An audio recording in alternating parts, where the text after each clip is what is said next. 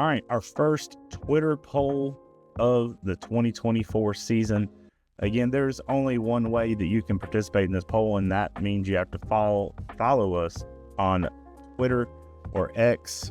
Still go with Twitter. At nachos_analysis is where you can give us a follow. Each week, Monday or Tuesday, we will post a poll that we will then later discuss on that week's episode. Leave us a comment. Might read it on air.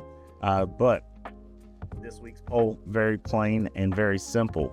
What record does Clemson finish the regular season with in 2024? The options are 12-0, 11-1, 10-2, or 9-3 or worse. Before we reveal the results and before Matthew and I give ours out, shout out to Ted Jackson. He got in with a comment. He says you have to go 9-3 or worse until they show the offense has a pulse. Matthew, what are your thoughts on this poll? I do want to shout out Ted Jackson, though, for being honest, because I agree that you have to go 9-3 or worse. I sent Drew this tweet earlier today. I'm just going to paraphrase it because it was long, but it's from College Football Kings on Twitter, big Twitter account. You should follow them. What their tweet said. It was like the case for Clemson in 2024. Last season, Clemson was the youngest team in the country, with freshmen taking nearly 4,000 combined snaps. Clemson's leader in receiving was a freshman. Clemson's leader in sacks was a freshman. And this wasn't in the tweet, but I'll add that I'm 90% sure Clemson's leading receiver in 2022 was also a freshman. Anyways, back to the tweet. All 5 starting offensive linemen return. Clemson travels the fewest miles of any ACC team, which is kind of a big deal because of, adding Stanford and SMU into the mix this year. Also, Clemson does not face an opponent this year, the week after that opponent's bye, which I know we got screwed with a couple times last year, playing some of our biggest opponents fresh off of a bye. Clemson has their byes before NC State and Louisville, 2 preseason ranked teams. Louisville might be preseason ranked like 26 or something, but right on the edge. And then also, Clemson ended last season on a 5-game win streak.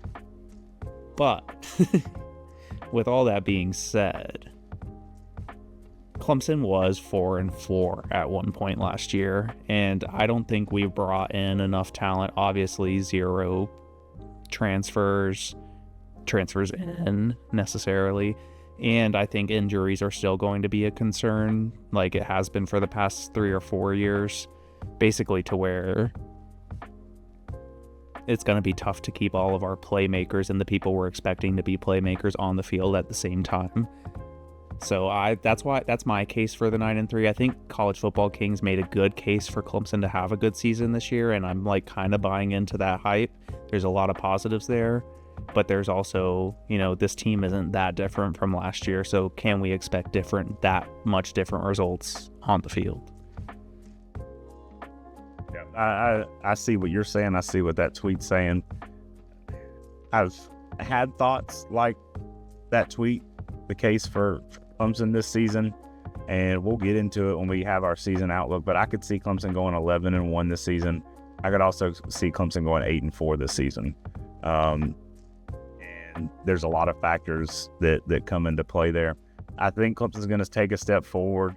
The 16% of people that voted that Clemson's going to go 12-0, I want whatever they're smoking.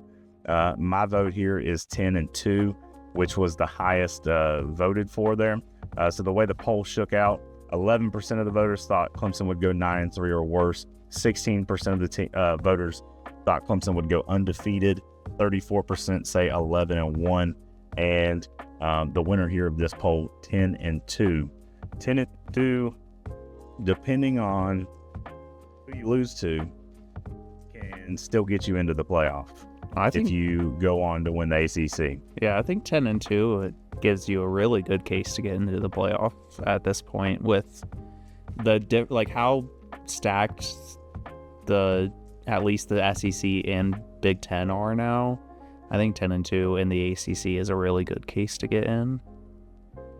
Yeah, because Because if one of those losses is to Georgia and then the other is to a conference opponent, and then you go on A, and win the ACC, or B, have a competitive game against a highly ranked team and lose, I could definitely see it happening. Or if you're 10-2 and somehow don't qualify for the ACC championship, but are highly ranked there sitting at 10-2, might be getting that large bid as well. Well, yeah, because I mean, I guess if Clemson makes the ACC championship at 10-2, that would probably mean only one conference loss and a loss to Georgia. But to get with a win at Georgia and 2 conference losses and not making the ACC championship, I think that's a really good case for Clemson to get the at-large. Yes, especially if Georgia still goes on to have the season that everybody's predicting them to have. So I would take 10-2. I hated that streak of consecutive 10-plus win seasons came to an end last year. I'd like to get back going with that. Obviously, I'd love to go 12-0, but I will definitely, after the last 3 years, take a 10-2 season, especially with the start that this team has against UGA, App State, NC State, Florida State, all within just over a month. If you can finish the season 10-2, I would be pleased with that. Yeah, and I mean, like you said, that season that stretch at the beginning of the season is not easy, and Florida State might not be the team we were expecting them to be, like preseason top 10, but it's still going to be a tough game and interesting for the DJ versus Clemson. That storyline is still going to be huge. Yeah, the one thing I will point out about that, I agree, Florida State just got clowned this past weekend.